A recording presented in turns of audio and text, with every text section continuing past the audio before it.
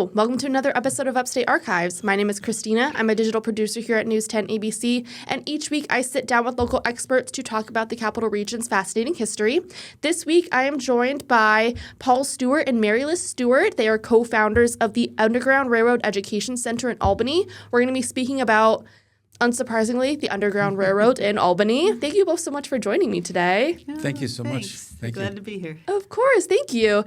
And just tell us, before we dig right into it, tell us a little bit about yourselves. What is the Underground Railroad Education Center? How did you guys come to found it? Mm-hmm. Just who are you? Okay. How much time do we have?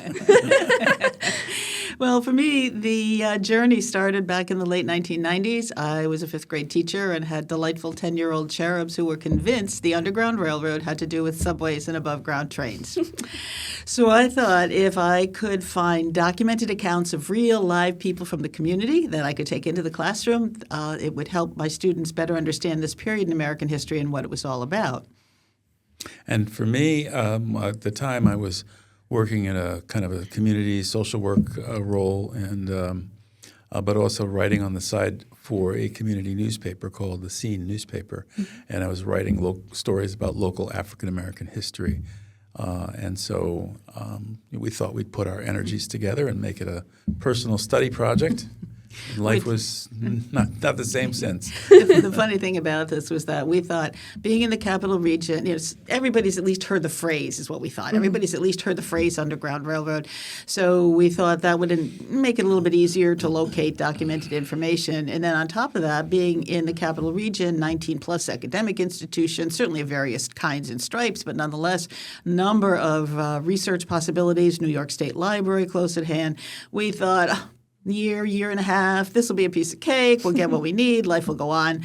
But we were not exactly correct. So twists and turns along the way, and deciding to, since we couldn't find documented information that we were looking for, we decided we would read scholarly sources, knowing that at least what we were reading was researched and documented, and so we would have that information to share with our respective audiences. Well, interestingly to us, as we were reading scholarly sources, we would find a reference to this fellow called Stephen Myers, a black abolitionist who lived and worked in Albany, or to Lydia and Abigail Mott, white Quaker sisters who lived and worked in Albany. Mm-hmm. Both were working on the Underground Railroad. We thought, oh, isn't this interesting? Something really happened here.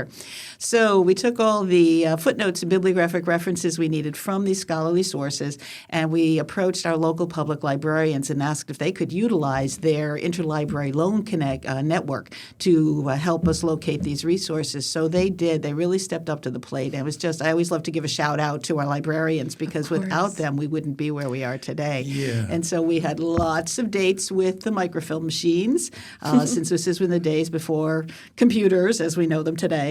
And as we were engaging with these preserved period documents, it was like opening a treasure chest. And we were meeting, as I often say, meeting people who had never been identified as having any place in this American history, and their accounts of Underground Railroad activism were dramatically different than the standard retelling that many of us hear. Yeah, we could really tell the story differently than the way people usually told the story to us. When we went out, say in the early days when we first started our explorations, we would go to other people's workshops around the Underground Railroad, and they would tell us stuff about, people hiding in barrels and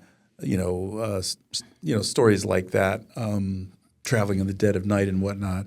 And as we explored the story, we found things like, Lydia and Abigail Mott, who Mary Liz just mentioned, they lived on Columbia Street. Mm-hmm. Columbia is like basically 3-4 blocks in downtown Albany, and they lived on the upper part of Columbia Street there.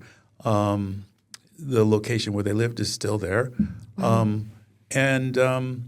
Stephen Myers, he lived at a bunch of different locations around town. Stephen and his wife Harriet, they lived on Lark Street. They lived on Livingston, what we call Livingston Avenue, then called Lumber Street, on Chapel Street at one point, and 3rd Street. Wow. So these are locations where we know where these places are, and so instead of telling the story about nameless, faceless people who passed through the community that we, had no idea where they were or where they spent their time, we know where those people lived. You know, so it's a very different approach to the story. Yeah, absolutely. So how long has it been since you guys first established the center?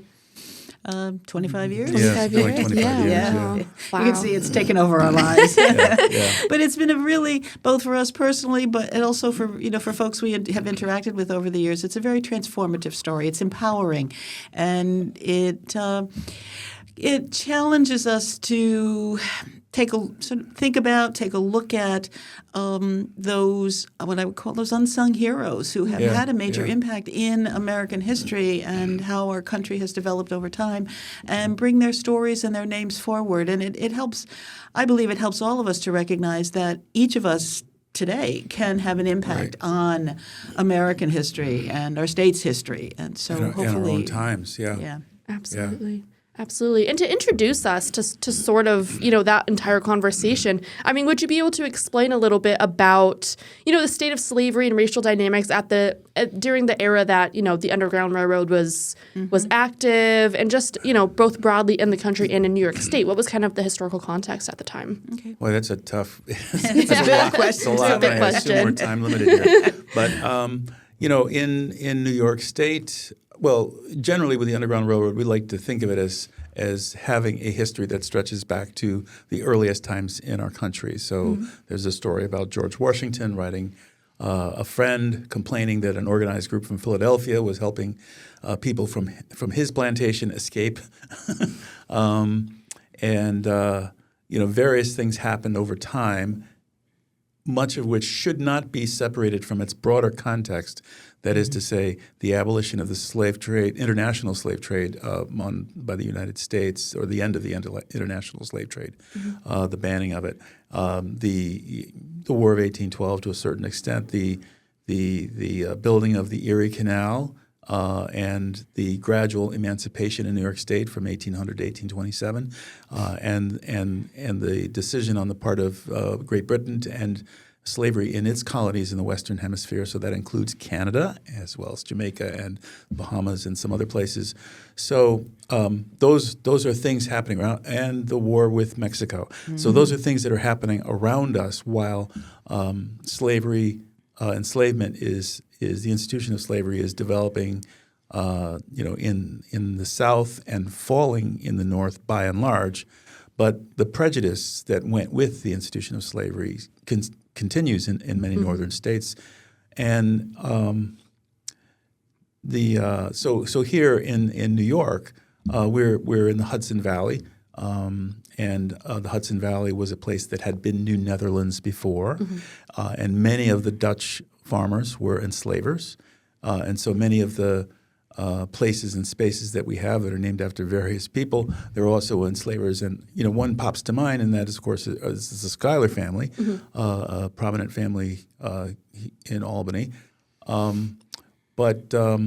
So when we get into the period of the 1840s and 1850s, which is the period that people generally think of in connection with the Underground Railroad, in the 1840s, there's a lot of tumult, if you will, going on. Then the Federal Fugitive Slave Law of 1850 comes in, and after that, many whites who sort of sat on the fence and said, "Oh, the slavery is the South's problem," now all of a sudden it was their problem too, because they were told that if they were in the presence of the capture of a fugitive slave and they were asked to help, they had to help.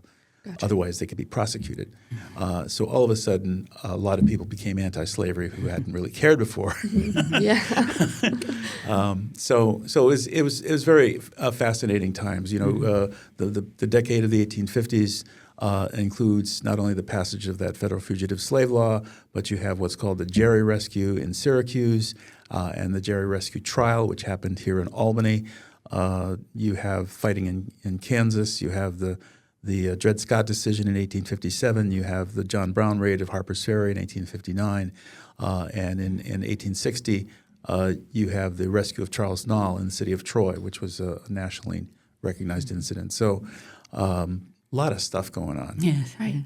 And yet, interestingly, we have found that based upon our research that the standard retelling of Underground Railroad history, at least in the United States. And I say that because there is a slightly different approach to teaching this history in Scotland and in Britain, for instance. So, but to come back to the United States, the standard retelling as it is sort of laid out for us frequently portrays or illustrates what was happening in the decade of the 1850s. Mm-hmm. So building up to that, things were not always the same. 1820s, 30s, 40s, and things in those decades were leading up to, but not always the same as what we usually portray as happening in the 1850s.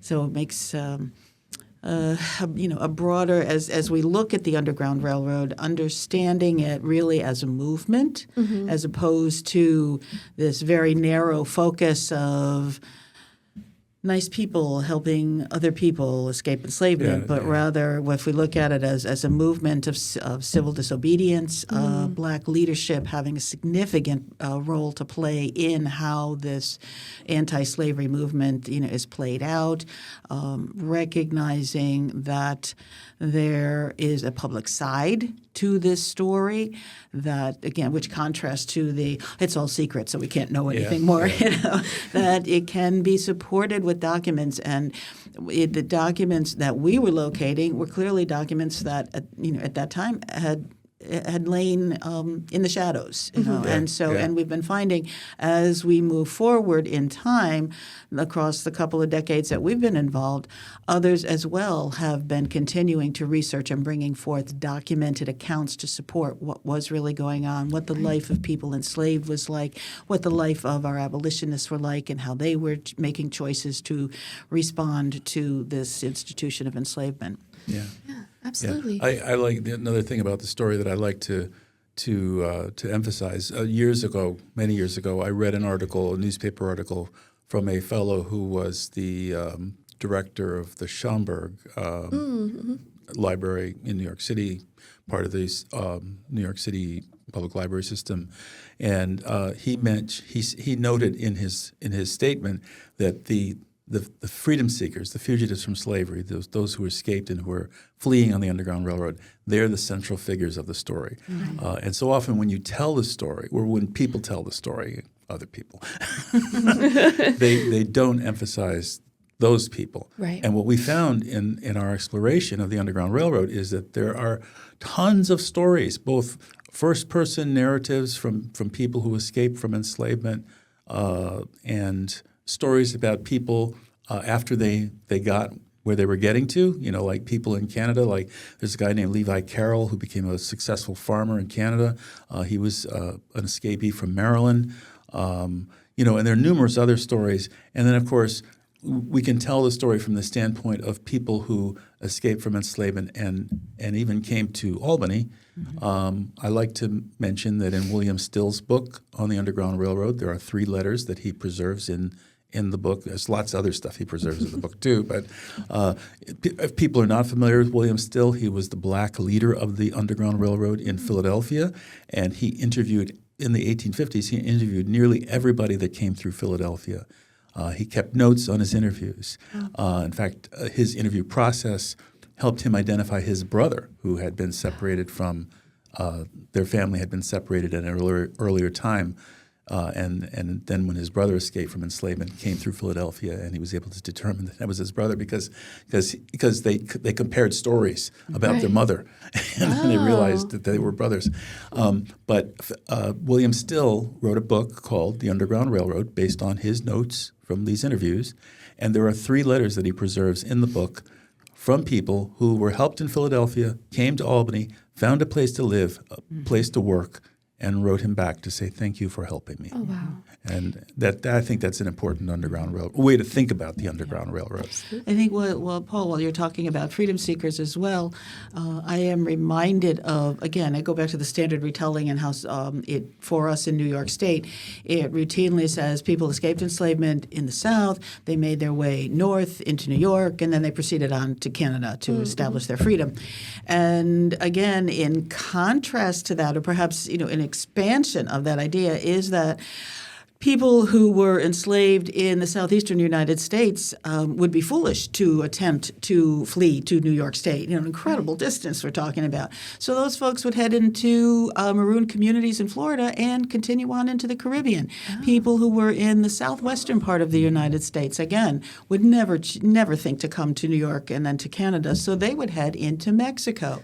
There are accounts of freedom seekers who chose to escape into the Midwest, the Midwestern part of today's United States. There are others who, with the assistance of community members, would find transportation across the Atlantic Ocean, and they would go to Scotland. They would go to England. Some would go to the western coast of Africa. So it's a much broader, geographic, situation than we usually give it credit for. And the other piece too that is coming to light slowly, but a bit more nowadays, and that is that traditionally Underground Railroad history focuses on land movement, the movement of people across land. And there are some researchers who have been expanding investigation into the water routes that people were using to move from enslavement to freedom. So there's a lot going on. And it's incredibly, it's so much more all I can say, it's so much more comprehensive, much more broadly based than we usually give credit. Right. We usually give credit to this history. Yeah, absolutely. I mean, that's so interesting that you bring that up because, I mean, like you were saying, that's what I was taught in school is that, people from the South would come up to the North and that was it, basically. Yeah. I had no idea it was an international affair, really. Right. That's really interesting. So, I mean, bringing it back to Albany specifically, tell us a little bit, I mean, you said it's a movement of civil disobedience. How exactly was that functioning here in Albany? Where were some of the main stations, I guess, if you will, of the Underground Railroad, if that's an accurate thing to say? Who were some of the big names here? I mean, just give us a little bit of a picture of how the whole movement was here. Sure. So it's a little bit. It's funny. There's a traditional language that has always been used in reference to the Underground Railroad about tracks and stations and conductors and all this sort of stuff, safe houses. And I think in some ways it obscures what was actually happening. So for instance, let me break the Underground Railroad story up into two flows, if you will. Flows where people kind of made their way on their own and didn't connect with anybody. I mean, they connected with people, but not in the way that we think of. And those who connected with what would be considered the network.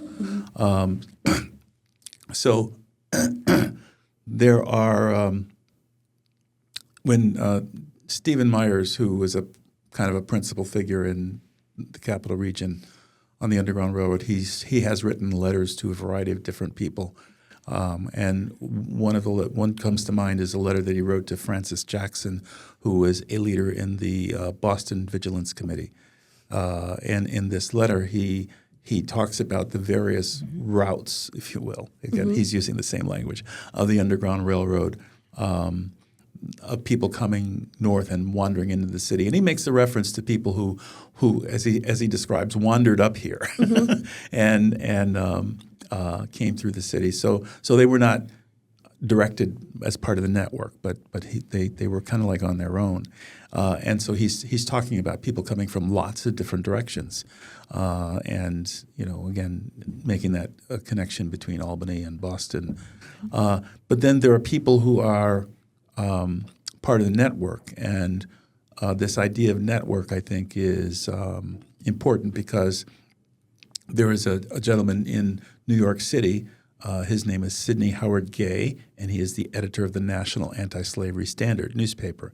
He kept a journal of people who had visited at his office and who he had given money and who he had given directions to go to various cities. And in the back of his journal, there was a list of places that was his network, which started in Washington, D.C. with an attorney named Bigelow, and then it was to New York City, and then to Albany, and then ultimately to Syracuse and Toronto.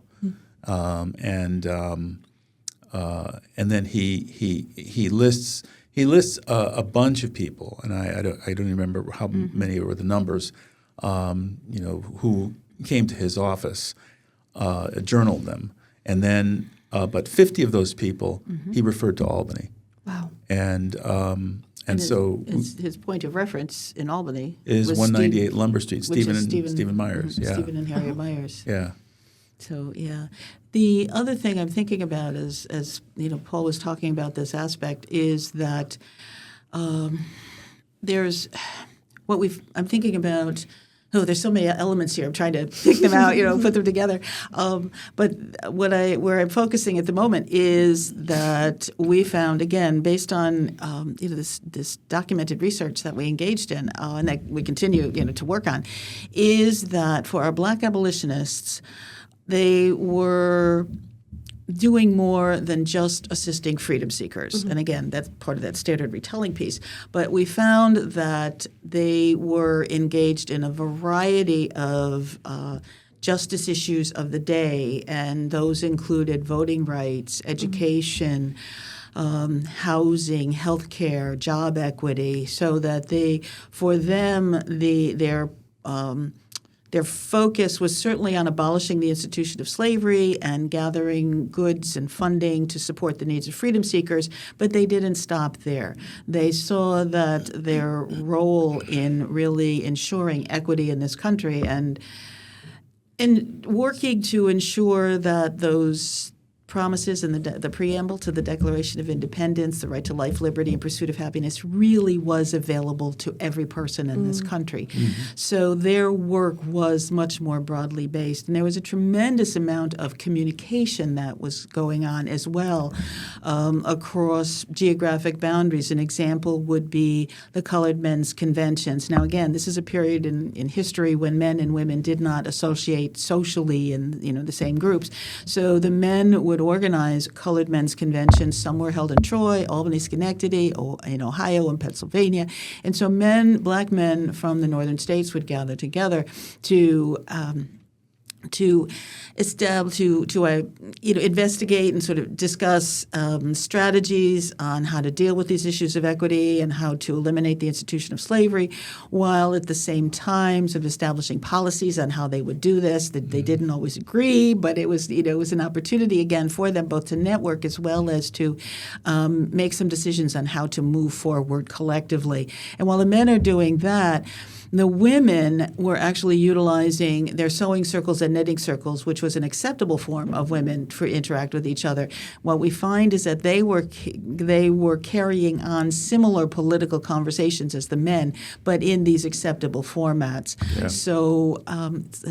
Or women's anti-slavery societies too. Yeah. So. Wow. A lot of aspects to what people were doing on the ground that we have found over time as these stories have emerged. It becomes a much more enriching and empowering story for all of us. In that, if we look at what these folks did in the past, we recognizing that in the midst of all sorts of odds and opposition, they stayed the course. Then our hope is that we today can be empowered and inspired by their efforts to do the same ourselves. Yeah, and again, thinking about this story not so much as a as a kind of a disembodied people somewhere somehow did something, but people who freedom seeker who wrote a letter to William Still from Grand Street, from an address on Grand Street, or from an address on Lydia Street, which is today's Madison Avenue, or Stephen and Harriet Myers living at 198 Lumber Street in Albany, which is today's 194 Livingston Avenue. Mm-hmm. So, and fortunately for all of us, we were able to catch that building before it got torn down and help to restore it to what it would look like back in the 1850s. I would also like to say that in my mind it's very exciting in that what we're doing here in Albany is not all that's going on in New York State. Mm-hmm. There has been, I would even go back about the time that we started in the early 2000s, I believe it was, when the National Park Service stepped up to the plate and recognized that this was an area of study that needed attention. And so the National Park Service established an arm of itself called the Network to Freedom. The Network to Freedom focused in on Underground Railroad history in the country. They did a number of theme studies, which really provided support for those, validation and support for those of us on the ground to say there is something here and something going on. And as an outgrowth of that, just in New York State, there were a number of folks in different communities around New York State, similar to us here in Albany, who were investigating their local history related to Underground Railroad activism. And so what we have done as we sort of, got to know each other and would organize conferences together and this and that, share information we were finding. And finally, in 2015, we gathered together and decided that we needed to support each other through the formation of a formal nonprofit. So to this day, we still have an organization in New York State called Underground Railroad Consortium of New York State, which again helps to continues the research, continues to expand the story, and it's just a great asset. It helps us all be in touch with each other because there are people doing things in other cities, and their stories are important to our stories as well. Absolutely, absolutely. Well, I think this is a good time to go to a quick break, and we come back. I think we talked about so much. I think if people want to learn more, we'll just talk a little bit about that. Okay. Sure.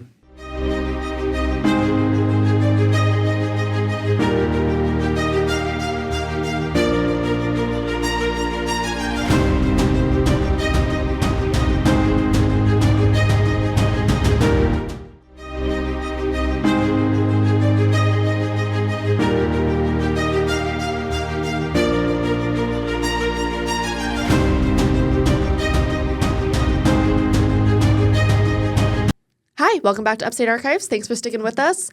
So we've covered so much ground in this episode, and somehow I feel like there could be 5 more episodes on this topic. There's just, I feel like, so much to learn and so much that I've learned just from this. So if people do want to, they look at this episode and they say, I want to learn more, what does the Underground Railroad Education Center have to offer that people can come and look at? Oh, golly, lots of things. First off, they can visit our website, undergroundrailroadhistory.org. And there's lots of information on there. Among things that are on that website is there's a whole set of newsletters. We've been doing newsletters, printed newsletters, for easily 20 years. 22 years. 22. And each edition of the newsletter, we try to cover some focused story. So, one of the focused stories that I think is really fascinating is the story of Anthony Allen, who was a man who was enslaved in Schenectady before New York started abolishing slavery. He escaped. He made his way to Hawaii and became a wealthy landowner. Wow. All right. So, and then there are other stories. There's stories about Haiti and the role that Haiti played in terms of kind of being in the background. That enslavers frequently kind of like shook in their boots, thinking, "Oh my gosh." Haiti could be here. Yeah. Enslaved people would overthrow the enslavers and take control of everything. So some of the other things that we do as well, we've always over the years tried to find as many ways as possible that we can create opportunities for folks to engage with this history in ways that are meaningful for them. And also, it's contemporary relevance. That's also been very important for us over the time. So some of the things that we've created over time include sort of tour experiences of the Stephen and Harriet Myers residence. We host an annual July 4th oration on July 4th in which we use Frederick Douglass's 1852 speech, "What to the Slave is Your 4th of July," to frame that experience. We do host Juneteenth every year, usually in collaboration with other organizations in Albany that are doing similar things. Let's see. What else do we do? We have a variety of workshops, oftentimes hybrid format these days. The printed newsletter and the electronic newsletter. Let's see. What else do we do? We do have a teen program. Yeah. We've been running 18 years, I think now. Wow. But that's both summertime and after school, and we've actually expanded that to what we call a museum studies teen program, looking to engage juniors and seniors in high school in educational opportunity that we hope will encourage them to find employment in the museum field, to continue their studies at the museum studies programs that we've made connections with. So that's going on. We do host senior programs, one in particular called Drawn to Art, which is starting up again in April. So, golly. And we have, I would say, we go out and speak publicly as well. Speak publicly, all over the place. We've been up to Glens Falls to do talks. We've been to Saratoga Springs, all around this area, Albany, Schenectady, Bethlehem, Ravenna. So just a lot of places, and we've a limited number of publications that we've done. We did a historic structures report, which we had to do in order to help, in the process of getting funding to restore the Myers residence. But that book is available, and it's got a lot of resources in it that people can look at. A couple of other things too. I almost forgot. One is that we have. We have a new person on staff who loves to research, and so she has already completed the first edition of our first installment, I suppose I should say, of an exhibit titled "Black Mariners in the Hudson Valley." And so currently the panels that were created to bring this history forward are located at the Pine Hills Library, and we're always looking for other places for this exhibit to take up residence for a period of time. So anybody interested can always give us a shout. The other thing is that we have a staff person that is working on the design of programs like read alouds that will engage children and families that will be thematically related to who we are and what we do. Additionally, there are historic games of interest that the same person is looking to, again, create youth and family-focused programs that would utilize the historic game aspect of the history while, again, interacting with it. And then we do have master gardeners who work with us. They work in garden spaces that had been initially created by teens from, over 2 decades ago. And the master gardeners use the gardening spaces to raise flower-bearing and food-bearing plants that reflect what was being grown when Stephen and Harriet Myers lived in the Myers residence. So lots of things. There's always room for more. And we have schools come into the Myers residence for tours and experiences, and sometimes we go out to schools as well. Yeah, and senior groups. And busy. Everybody in between. Yeah, very busy. Well, there's so much work being done. It's so impressive. Thank you both again for joining me today. Thank you. Like I said, I feel like we've barely made a dent in this. I feel like there could be so many more episodes on this, and maybe we'll do that. I know you guys are going to be coming in at some point later to talk about the Stephen Myers residence, so I'm really excited about that. Yeah. And again, thank you both so much for joining me today. Well, thank you for having us. Thank It's you. been a pleasure. Thank you. And thank you all for joining us today on Upstate Archives. We'll see you next week.